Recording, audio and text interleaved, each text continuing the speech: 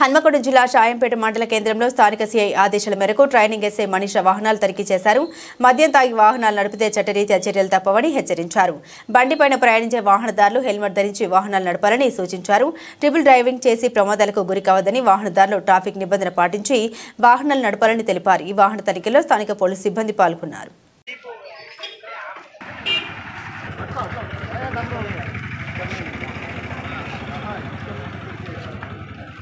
నోట్లో పెట్టుకో ఊదు